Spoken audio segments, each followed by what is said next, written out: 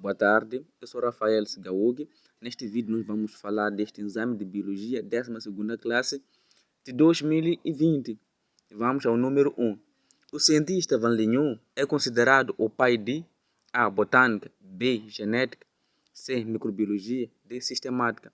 O Van Leeuwen ele é considerado o pai de microbiologia, portanto, a alternativa correta é a alternativa C. Microbiologia. Vamos ao número 2. Quais foram os cientistas que formularam a teoria celular? Os cientistas que formularam a teoria celular, neste caso, é Sheldon e Schwann. Sheldon era um cientista botânico que se preocupou em estudar as plantas, ou seja, o reino plantar, e o Schwann era um médico fisiologista, onde os dois, nas suas pesquisas, puderam perceber que todos os seres vivos eram constituídos por células. Portanto, que uma das frases da teoria celular é: todos os seres vivos são constituídos por célula. Então, a alternativa correta é a alternativa D, Sheldon e Schwann. Podemos avançar para o número 3. Qual das seguintes afirmações não faz parte da teoria celular? A célula é a unidade básica, estrutural e funcional de todos os seres vivos. Correto. B. As células têm sempre a origem em células pré-existentes. Correto, pois as células se originam de outras células que já existem antes. Correto. C. Nem todos os seres vivos são originados por reprodução. É incorreto. Todo ser vivo é originado por reprodução, seja ela assexuada ou sexuada, por mais que dentro dessas possa existir outras formas de reprodução, mas todos os seres vivos são originados por reprodução, por uma reprodução. Podemos avançar para o número 4. Qual das estruturas indicadas está presente tanto na célula procariótica como na célula eucariótica? Centríolo. Centríolo só está presente na célula animal, então na célula procariótica não existe. Cloroplasto. Cloroplasto só está presente na célula vegetal, portanto nos procarióticos não existe. Então temos a mitocôndria e o ribossoma. Então, a alternativa correta são os ribossomas. Os ribossomas podem ser encontrados tanto nas células procarióticas, tanto nas células eucarióticas. Vamos avançar para o número 5. Qual é a estrutura representada na figura 1? Essa estrutura que nós podemos ver na figura 1 é uma membrana celular. É uma membrana celular. Então, temos uma membrana celular. A alternativa correta é a alternativa C. Podemos avançar para o número 6. Os lisossomas têm como função 1. E são produzidos no organelo chamado 2. Qual é a opção que preenche corretamente a frase? Os lisossomas têm a função de digestão intracelular. Então, o que significa que a digestão celular é uma digestão que ocorre dentro das células. Existe uma outra digestão chamada digestão intercelular ou digestão extracelular, que é uma digestão que ocorre fora das células. Intra ou intro quer dizer dentro. Então, é uma digestão que acontece dentro das células intracelular e é produzido no retículo endoplasmático. Podemos avançar para o número 7. Qual é a principal função da membrana celular? A principal função da membrana celular é regular todas as trocas de substância. O que vai entrar numa célula, o que vai sair numa célula, é regulada pela membrana celular. É uma das principais funções das membranas celulares. Podemos passar para o número 8. O retículo endoplasmático rugoso é responsável pela síntese e transporte de proteínas. No entanto, a síntese proteica é realizada por grânulos que estão aderidos a ele, denominado ribossomas, pois os ribossomas têm a função de produção de proteína. Os ribossomas produzem as proteínas ou fazem a síntese de proteína, tanto faz. Estão presentes tanto na célula eucariótica como na célula procariótica. E nas células procarióticas, elas podem ser encontradas enquanto estão aderidas no retículo endoplasmático rugoso, já denominados ribossomos. Então, a alternativa correta é a alternativa D. Sim, é a alternativa D, os ribossomos. Podemos avançar para o número 9. As mitocôndrias, organelos celulares relacionados com a produção de energia, ATP, estão presentes em células animais e vegetais, correto? Eucariontes e procariontes. Não correto, somente em células animais. Não correto, somente em células vegetais. Não correto. Portanto, a alternativa correta é a alternativa A, célula animal e célula vegetal, ou seja, em células eucarióticas, pois as mitocôndrias elas têm a função de produção de energia e onde lá acontece a respiração celular nas mitocôndrias. Então a alternativa correta é a alternativa A. Podemos avançar para o número 10. Qual é a substância inorgânica encontrada na célula? A substância encontrada na célula e que é encontrada em maior quantidade é a água. A água é uma substância inorgânica, sabemos disso. Então, os açúcares, ou seja, os glícidos, as gorduras, as proteínas, neste caso as gorduras que são os lípidos, todos eles são substâncias orgânicas, não são substâncias inorgânicas. Então, a substância que é encontrada na célula, que é inorgânica, é a água, que também é encontrada em maior quantidade. Vamos ao 11. O transporte de substâncias pela membrana pode ser classificado em passivo e ativo. Todos os exemplos a seguir são de transporte passivo, exceto aqui o que eles querem um intruso aqui do transporte, de um transporte que não seja passivo. Então temos bomba de sódio e potássio, logo é bomba de sódio e potássio, pois bomba de sódio e potássio, para que ela aconteça, é necessário que haja energia, ou seja, há gasto de energia para que aconteça a bomba de sódio e potássio. Então, a difusão facilitada, a difusão simples, osmose, são de transporte passivo, pois não há gasto de energia nessas duas, nesse tipo de transporte passivo. Vamos para o número 12. Quais são os fatores que influenciam na atividade enzimática? Enzima, substrato, pH e temperatura. A alternativa correta é a alternativa B. Enzima, substrato, pH e temperatura são alguns fatores que influenciam na atividade enzimática. Neste caso, é a alternativa B. Enzima, substrato e pH. Vamos para o número 13.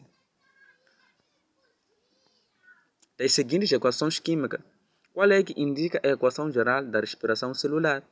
É a alternativa D. No princípio que nós temos a glicose, a respiração celular, para que ela aconteça primeiro, você tem que perceber que tem que haver glicose e oxigênio. Pois a glicose que nós obtemos através da ingestão dos alimentos, através do pão que você come, ou seja, de qualquer tipo de alimento que você come. E o oxigênio que você obtém através da libertação, neste caso, das plantas que libertam o oxigênio. Então você vai captar o oxigênio juntamente com a glicose que você consome nos alimentos. Então vai se realizar esse tipo de processo, respiração celular. Podemos avançar para o número 14. Qual é a fase comum no processo da respiração celular e da fermentação? A fase comum da respiração celular e da fermentação é a fase da glicose, que é uma das fases que podemos considerar fase anaeróbica, que não precisa de oxigênio para que ela aconteça. Vamos para o número 15. A fase do ciclo celular responsável pela duplicação do ADN é A, anafase, B, citocinese, D, divisão celular, C, divisão celular, D, interfase. Então, a fase que é responsável pela duplicação do ADN ou do material genético é a interfase. É nesta fase onde a célula vai se aumentar de tamanho e que vai acontecer diversos processos, inclusive o aumento do material genético, ou seja, do DNA. Por quê? Porque onde a célula, depois dessa fase, vai sofrer a divisão celular. Então, para que aconteça a divisão celular, o material genético tem que estar em grande quantidade para que possa ser doado ou ser passado para as suas células filhas. Então, temos D como a fase correta. 16. A figura 2 caracteriza a meiose profase 1. Certo, é a meiose profase 1. Vamos para o número 17. Qual é a sequência correta das fases da mitose? Vou ensinar uma técnica para que possa se memorizar, por exemplo, essas fases da mitose. Você tem que decorar o que eu vou dizer agora. Prometa, Ana, telefonar. Prometa, Ana, telefonar. Pro de profase, met de metafase, Ana de anafase, telefonar de telofase. Então, com base nessa dica que eu acabei de dar, podemos considerar ou podemos ver que a alternativa correta é a C. Profase, metafase, anafase, telofase. Logo, prometa, Ana, telefonar. É a sequência correta das fases da mitose. Vamos ao número 18. O que significa a divisão por mitose nos organismos unicelulares e multicelulares, respectivamente. Gametogênese, não. A mitose ela não garante a gametogênese. Quando falamos da gametogênese, lembre-se, estamos a falar de espermatogênese e estamos a falar de ovogênese. Então, a mitose não garante a espermatogênese nem a ovogênese. Recombinação e regeneração, não. A mitose não garante a recombinação. Nós sabemos que a recombinação acontece durante a prófase 1 da meiose 1, neste caso, que é naquele momento onde há troca do material genético entre os cromossomos. Então, a mitose não garante isso e essa é uma fase da meiose. Então, reprodução e crescimento. Sim, pois nos unicelulares podem se reproduzir através da mitose e crescimento, sim, reprodução e gametogênese. Então, a alternativa correta neste caso é a alternativa C, reprodução e crescimento. Podemos avançar para o número 19. Os meristemas primários e secundários promovem, respectivamente, alongamento e crescimento, engrossamento e engrossamento. C. Alongamento e engrossamento. D. Engrossamento e alongamento. Os meristemas primários, eles são responsáveis em dar o crescimento em comprimento, ou seja, o alongamento, a altura de uma planta é condicionada pelos meristemas primários. Então, os meristemas secundários, eles vão dar a espessura da planta, ou seja, o engrossamento da planta. Então, a alternativa correta é a alternativa C, alongamento e engrossamento. A planta vai se alongar ou vai crescer em forma de comprimento pelos meristemas primários e vai ter uma espessura, uma determinada espessura pelos meristemas secundários. Então vamos ao número 20. São exemplos de tecidos vegetais constituídos por células mortas. Suber e colênquima, colênquima e parênquima, esclerênquima e colênquima. A alternativa correta é a alternativa D, suber e esclerênquimas, que são tecidos vegetais constituídos por células mortas. Podemos avançar para o número 21. Não faz parte dos tecidos fundamentais. Colênquima, epiderme, esclerênquima e parênquima. Então, os tecidos aqui que não faz parte dos tecidos fundamentais aqui é o epiderme, pois os tecidos fundamentais, neste caso, estão relacionados com as funções, por exemplo, de sustentação, de realização da fotossíntese, de reserva. Então, a epiderme é que está excluído desses tecidos fundamentais. Então, vamos ao número 22. O tecido que é constituído por células mortas não é o número 23. Qual é a função dos pelos absorventes? Logo, absorver água e sais minerais, está correto. Os pelos absorventes, neste caso, facilita a superfície de contato entre a planta e o solo, neste caso, absorvendo os sais minerais e a água para a sobrevivência da própria planta. Então, vamos ao número 24. O movimento de íons através da membrana contra o gradiente de concentração com gasto de energia é efetuado por, logo nós podemos ver com gasto de energia, logo é transporte ativo, com gasto de energia é um tipo de transporte ativo, pois o transporte passivo não ocorre com gasto de energia, é sem gasto de energia que ocorre o transporte passivo. Então vamos para o número 25. Qual das substâncias mencionadas não participa na etapa fotoquímica da fotossíntese? É o oxigênio. O oxigênio é que não participa na etapa fotoquímica da fotossíntese. Pois nós sabemos que o oxigênio na etapa fotoquímica da fotossíntese é o produto excretado, né?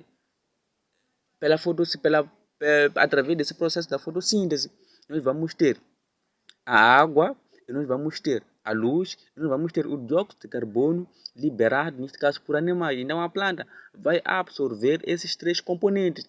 Então, desses três componentes, vai se formar o oxigênio ou vai se excretar o oxigênio para o exterior. Então, as plantas, consequentemente, vão absorver, os animais vão absorver aquele oxigênio liberado pelas plantas. Então, é a linha D que não faz parte da etapa fotoquímica da fotossíntese.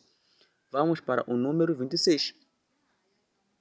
Temos essa equação que diz: esta equação descreve o processo denominado por, logo temos o carbono, temos a água, o que eu acabei de falar agora.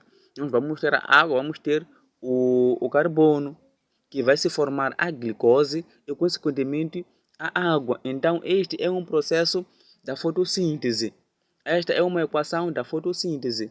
Se fosse respiração celular, íamos ter, por exemplo, a glicose e o oxigênio. Mas, ao contrário disso, nós temos o carbono e temos a água. A água que é absorvida pelas raízes, o dióxido de carbono que é liberado pelos animais e captado pelas plantas. Então, vai ocorrer o que? A fotossíntese. Então, esta equação é uma equação da fotossíntese. A alternativa correta é a alternativa A. 27. A digestão extracelular e intracelular ocorre em hidras. Havia comentado lá em cima que a digestão extracelular ou intracelular temos intracelular, que acontece dentro da célula. Intra quer dizer dentro, celular, célula. Então é uma digestão que acontece dentro da célula, extracelular, que acontece fora da célula. Então neste caso vamos ter as hidras, que possuem essa digestão de intracelular e extracelular. Vamos ter os alimentos percorrem o esôfago até chegar ao estômago com a ajuda dos movimentos da boca, movimentos do estômago, movimento digestivo, movimento peristáltico. Então, os alimentos percorrem um percurso do esôfago até ao estômago através de um processo que nós chamamos de movimentos peristálticos. Movimentos peristálticos são aqueles que, por exemplo, não são controlados por um homem. Por exemplo, são movimentos que acontecem naturalmente, não precisam que o homem tenha o domínio, acontece naturalmente. Por exemplo, quando a comida, por exemplo, chega no esôfago, por exemplo, um animal ou um ser vivo, neste caso, já não tem um controle sobre aquele movimento. Então, vai descendo através de uns certos movimentos que vai chegar até o estômago. Então, esses movimentos, essa descida da comida ou dos alimentos, nós chamamos de movimentos peristálticos. Então, a alternativa correta é a alternativa D. Temos 29. A figura 3 representa uma parte de enzimas digestivas, amilase e alipase, e lactase e tripsina, pepsina e tripsina, tialina e peptina. Então, nós vamos ter aqui, temos o fígado e o estômago, neste caso. Então, vamos ter a pepsina e a tripsina. A pepsina e a tripsina, neste caso, são produzidas no estômago, consequentemente no fígado. Então, vamos para o número 30. A amilase é uma enzima do sistema digestivo, que é produzido no... A amilase é produzida na pâncreas e na boca pelas glândulas salivares. Então, temos a alternativa B, boca. 31. São doenças do sistema digestivo, exceto...